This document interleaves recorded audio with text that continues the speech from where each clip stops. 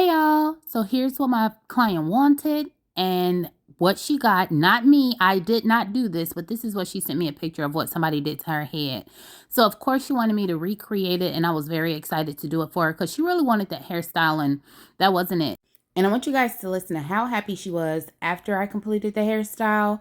Her joy gave me joy, and that's what, what I do this for. But whenever I do some straight backs, I like to do a row of feed-in braids. I make sure they're not too tight on the nape of the neck, but it helps to fill it in some so it doesn't look so sparse if you're doing feed-ins or straight back braids and they want them larger.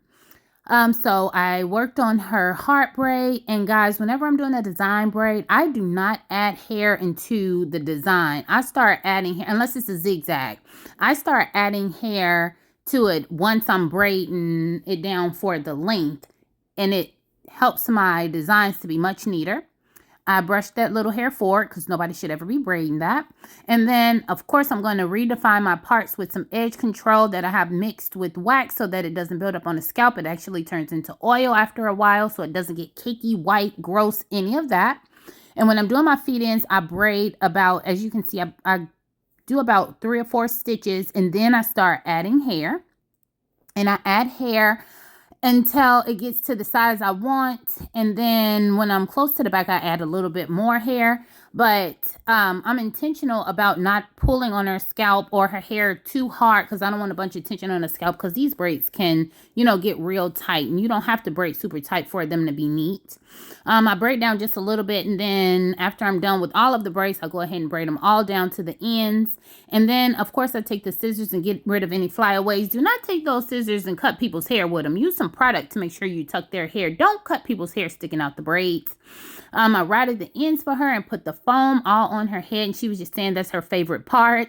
I put some holding spray on there, and then when I tie people's hair down, I tie all of it down to make sure we're all good. When dipping the hair, if you have to dip it in the water, and these rods can make it float sometimes, use your rat tail comb to make sure you stuff it down in that water and get it real good. And look at the ends. And I don't know if you guys can see how shiny it is. It just looks good.